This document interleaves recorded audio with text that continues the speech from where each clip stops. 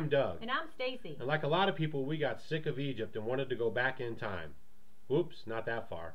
So we started Growing in Faith Farm, an 11-acre sustainable homestead with no solar power, wind turbines, rural water, and we work just like the pioneers, plowing up the land with our horses. Growing and storing our own food. We work with honeybees and harvest the honey. We raise alpacas for fiber, chickens for eggs, sheep. Some cute dogs. We are scripturally observant and we look forward to sharing our journey. Okay, it's Doug, Growing in Faith Farm. The bees are on the way. Okay, I'm getting ready to set the bees up. I've scoured the property. I'm looking for a place to put them. Bees want early morning sun, afternoon sun with maybe some spots of shade. You want them to get warm and sunny because that gets them active, and you don't want them sloughing around in the beehive. Okay, so you don't want to put it in like a super shady area. You want to put it in an area where it's going to get sun for most of the day, and maybe some shots of shade, and then maybe some afternoon shade. Also, you want to pick a place that kind of has some water available to it. They like ponds, and they like running water too, like creeks or stuff like that, but they prefer ponds, you know, still water, because they land on it, get the water, and then bring it back to the hive. Okay? So I've scoured out the property, and there was a couple places I thought about doing it, and I ended up here on this corner on the inside of the sheep house fence. The reason why is because I had them placed over there before, if you look back in our other videos, and it was kind of along the fence line, and I had to cut grass over by there, and one time, you know, I got a couple in the face, got stung in the ear, so I wanted to move them away from there. Also, this way is north, okay, and we have very good, strong north prevailing winds around here, okay, so that was one of my other considerations. I wanted to bring it in a little more with the trees around it, okay, and then still have a little bit of shade in the afternoon. This is the east, this is the west back behind me, this is the south. You want your beehives kind of facing south if you can, so I'm going to face them at a southeast angle when I set them up later on in this video. Right now I'm going to string out some chicken wire from this post to that tree, back over to these posts, and that's just going to keep the sheep from maybe getting in there and you know, rubbing up against them, knocking them over and stuff. Okay. Now, one thing, if you have like skunks in your area, stuff like that, skunks love beehives. So another reason that I picked this spot was that it's visible from the front porch or front area of the cabin, and basically I can see it almost anywhere I am around the cabin out here in the front. Okay, so basically I can have a good view on the hives, make sure nothing's getting into them and bothering them, and also ease of access. This fence line that you see right here is for the sheep, and I have a gate access right there. I can just back the truck up to it, empty out the supers, and take the you know, the honey out of it, and then go right out with the truck, and then you know, it's no problem. Or wagon, or whatever I use at the time to take the frames and the supers off the beehive. Okay, so we're going to work on this project. I'll probably edit some of it because I'm sure you don't want to see me, you know, pulling chicken wire around here and putting in T-posts and all that. I'm going to kind of get you started on it, and then maybe edit some pieces in and out as we go, just so you can kind of get an idea. And then when I bring the hives in, I'll show you that as well. Okay. And then I had a chunk of concrete here already. You can see it right there. I'll probably use that to set a beehive on that with a cinder block behind it to keep it up off the ground. I like to keep my hives up off the ground. If you have a wire mesh bottom hive, you don't have to worry about this as much, but if you have a flat bottom hive, a wood bottom hive, you want to slightly tilt that hive forward so any water drains out of the front, you know, drains off of that hive instead of pooling in the bottom of the beehive. Okay? So I'm going to get started right now, putting a couple T-posts up. I'm going to steeple the chicken wire here, then I'm going to go to there, and then I'm going to actually make an independent piece for between the trees, because that'll be how I access in and out of the bee area. Okay, we're going to be setting up 3 hives in this area. All right, so here we go. Now, one thing on the farm, You know, if you have a homestead or something and you're doing this off-grid or, you know, homesteading stuff, go out and get yourself a roll of chicken wire, okay? Just let it sit. You know, prices on things are only going up, okay? So you pick up a roll of chicken wire, maybe 2, and just leave them sit, you know, because this stuff isn't going to go bad. You know, you keep it under a roof, and it's going to be there when you need it. I can't tell you how many times I've unrolled and rolled back up this this roll of chicken wire. Okay, so you cannot go wrong by having an extra roll or 2 of chicken wire on the homestead, because there's no telling when you're going to need it. And like I say, prices only go up. So if you can work it into your budget, then go ahead and get some now, and then you know, you have it right there ready to go for you when you do need it actually.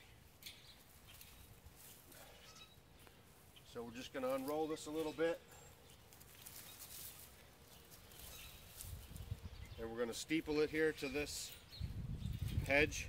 Remember, that's what we build our fence with here, is hedge. Get my hammer here, and you know, you don't have to be Kilroy on this. Oh no! All right, it's really windy today. We had a lot of winds from yesterday till today. Okay, and so you're seeing a splice right here, and that's because the camera's already blowed over like 3 times. Alright, so we're going to steeple this to this hedge post, because you know that around here we use hedge post for our fence. Alright, and you just have to put a couple steeples in. Like I say, this is just going to kind of deter the sheep from messing with this area. And these are the steeples. They're just little U-shaped metal like staples. They call them steeples or staples. And you know, we're just going to get them on there and then staple them on there. No big deal. Now when you're stapling on wood or hedge or whatever, try to find a little crack to get the steeple started in.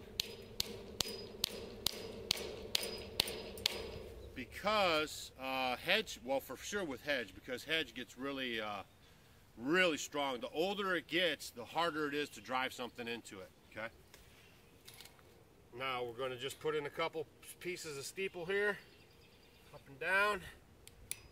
Like I say, it's just going to help keep this fastened to here.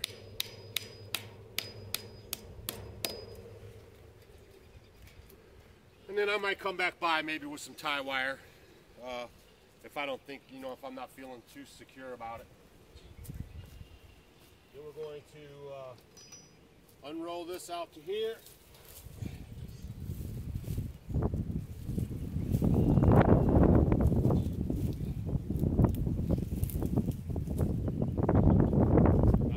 T-post in the middle. Hopefully you're hearing all this. The wind is really windy.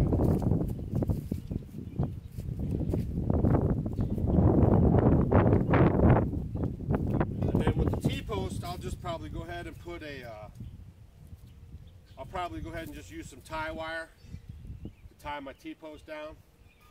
Also, if you have a homestead, you're going to need a T-post driver, okay? Because you're always putting up fence, taking down fence. I put fence up so many up and down times, especially with chicken wire around the garden when we first had the sheep out. I mean, all the time.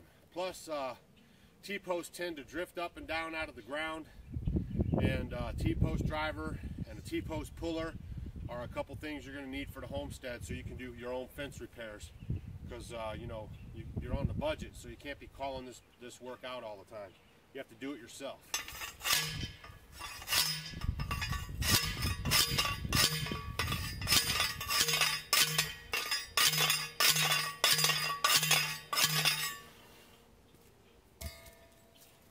There you go.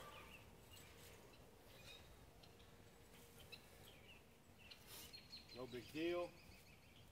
You know, we're not making it, we're not trying to make it super duper or anything. It's just enough to deter the sheep from trying to get in there. Just let them know there's a little barrier there. And then what we'll do is we'll go ahead and fasten it to the tree too. Okay. Now, I don't know, sometimes sheep are kind of goofy. Just like with anything, the more you want them out of an area, the more they might try to get in it. So I'll take this rock right here, and I'll grab this, and I'll kind of put this rock on here to kind of keep them from trying to go under, you know, the fence in this area. Because sometimes they'll do that, but I'm fairly confident that they won't mess with it at all, really. So now we'll steeple this to the tree here, and basically we'll see if we can't get a shot for you. Basically, we're just going to get it taut, you know, taut enough. You know, we're not looking, it's not like stretching a regular fence. We're just trying to keep the sheep from being nosy in there. So I'm going to staple a couple staples here after I pull it tight. And then once I also put it on the, kind of tighten it up around the T-post there, that'll add a little tightness to it as well. Okay? So we'll just drive a steeple right there. And we'll just drive one down here, pulling on the bottom, try to get the bottom a little tighter.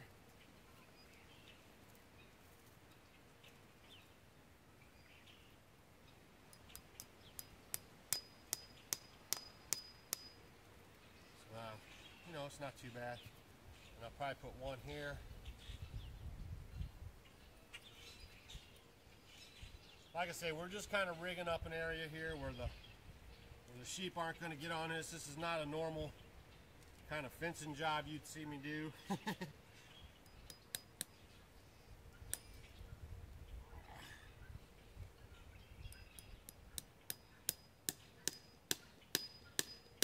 But it will serve the purpose.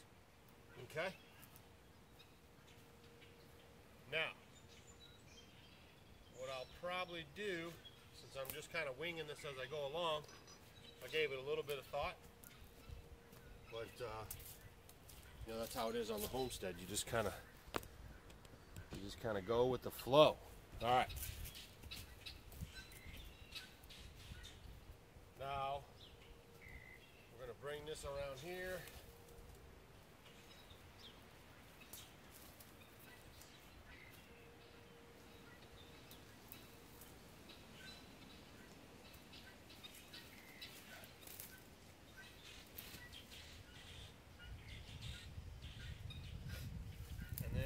Bring it up here, back to the fence. There's a corner post right here. I'm going to bring it up to this corner post.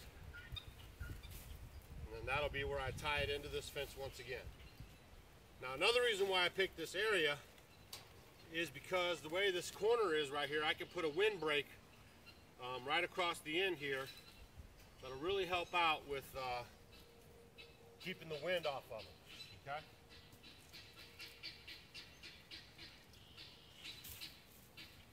Alright, so now I'm going to put a couple more T-posts in.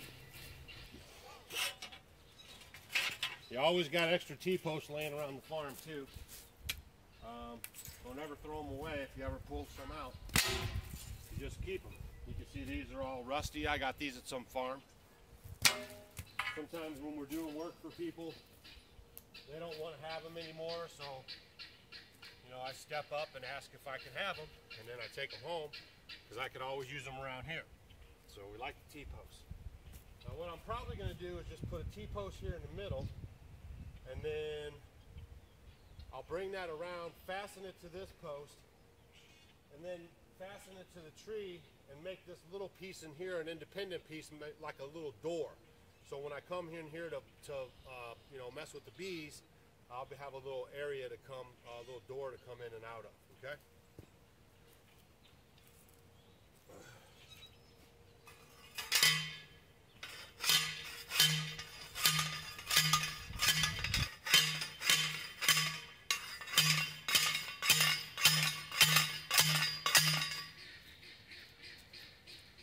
There's one there.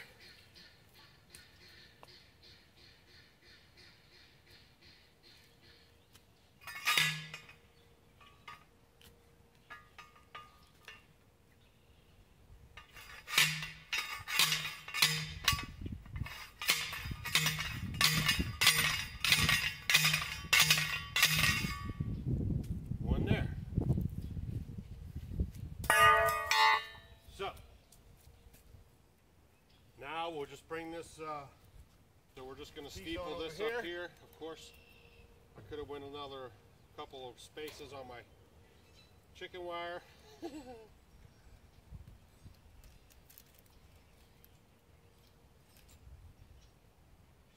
But that'll help also get it tight, you know.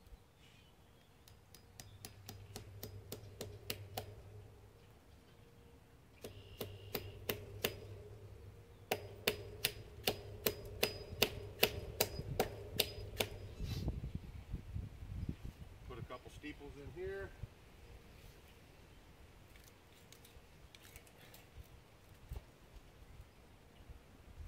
And of course, this will also help with keeping the skunks out too, you know. I mean, you know, it's not super security, but anything to kind of make them think twice about entering. They might think it's a trap or something.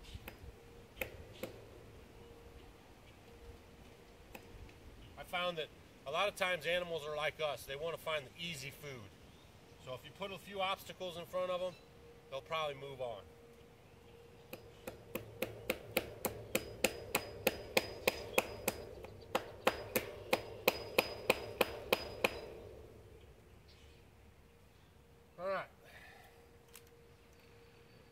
Here at the bottom.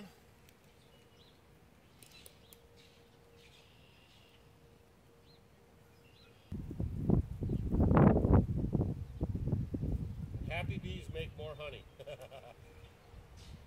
honey for us is like liquid gold. We love the honey. We use it on all kinds of stuff. You know, if you didn't know, honey is so good for you. All kinds of trace minerals, nutritions, everything you can get out of it, vitamins. I mean, if you don't have honey in your diet, you really should incorporate it. We use it on our salads. We use it in our tea instead of sugar. So we use a lot of honey. And not to mention the bees are pollinating our fruit trees, and they're one of the hardest workers on the farm, on the homestead. Okay, we got the baling wire. So basically, what we're going to do is secure this. This is going to be my door, and then we're going to secure this tightly onto this T-post. So you just wrap your baling wire around there. You get your pliers, cutters. Klein makes a good pair. This is my secondary pair. You just kind of get it tight, and then you just wrap it one time. Get your nose of your pliers right on that where you wrapped it, and then you can just turn it. And it'll just kind of wrap itself on there for you. Alright, and then you just snip it. And then I always bend the parts over so, you know, they don't catch your clothes or cut your skin or something, you know. Then we're just going to go down a little bit further. We're going to do the same thing. We're going to take that wire, pull it as tight as we can, get our pliers in there, stretch it, and then kind of wrap it once, and then once we got it wrapped, we can go back in and just kind of twist it with our pliers. Okay, then we just cut another piece off. This is just baling wire that I have from my straw bales and some hay bales. So again, oh, there's a little sunshine coming out. You just take that around there, pull it tight,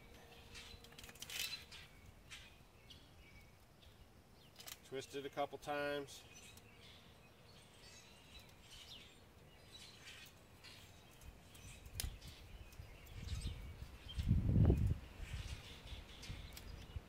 You're fine. Cut another piece off. Well, actually, too, if you're working with a longer piece, one of the tricks is you just leave it long, and then you just get what you need, so that way you don't really waste any.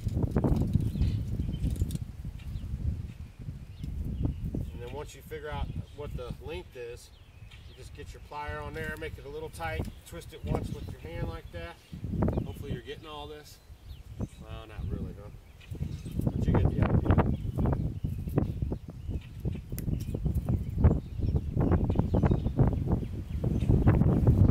Oh, it's so windy. Oh, I know that thing just wants to tip over.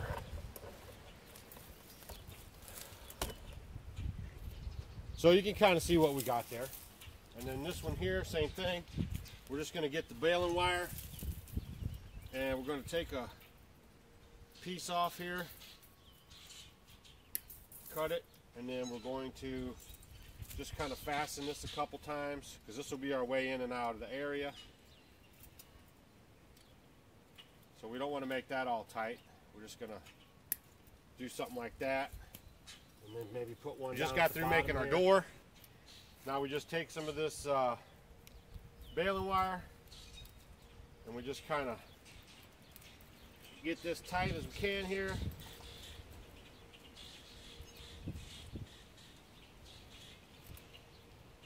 Same thing, just pull it tight, twist it once, cut it, and then just kind of keep twisting it. And then, like I say, I always bend these back towards the T-post or whatever so they don't grab you and cut you. Sometimes they'll grab your clothes, sometimes they'll grab your skin. Just not good.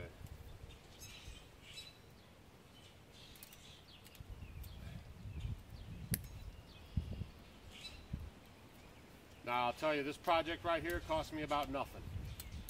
I've already had the chicken wire that I've used several times. Baling wire came on the straw I already paid for, or hay I already paid for.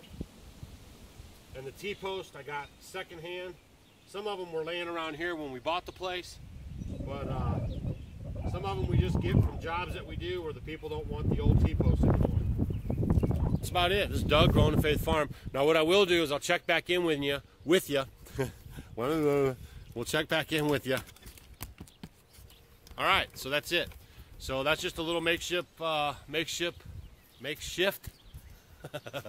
right, so we'll check back in when we're with you when we're okay. So we're gonna check back in with you when we're getting ready to put the beehives inside of this area that I just put together that you saw. Like I said, just some T-posts, some free chicken wire that we had already on the Homestead, and baling wire that we used for the that we got off of our straw bales and hay bales. We'll walk around, kind of show you how it went out, all the way around. Like I said, this is going to be my door area. I steepled this to here to keep the tautness, plus put a wire around it, tie wire, and I'll be able to just undo this 2 seconds, get inside, do what I got to do, come out, put a couple T-posts down this row here. It doesn't have to be super tight or anything. It's just, in case they kind of brush up against it, just kind of letting them know they don't need to be in this area, okay?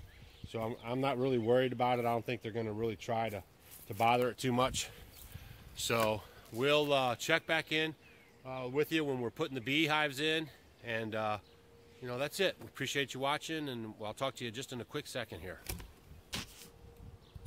All right, and here's our final setup of the beehives. We have 3 hives, and they are facing kind of southeast. They have full sun in the morning and then spotty sun in the afternoon, still staying warm. All the bees are out flying. Today's temperatures, probably mid to upper 60s. We do have some sugar water on them right now just to kind of get them pump started. But I did check the broods. They are brooding and laying, and everything's good. So we'll check back with them in a week or so. And then we'll probably put another box on there, add the second hive body box, and keep kind of building it up, and then we'll start adding the supers on there. So you can see a lot of bee activity. You can see that this board in the middle here is the one with the flat board I talked about. You want that kind of slanted forward, so any water that would get in there possibly will be able to drain out and not just sit in there.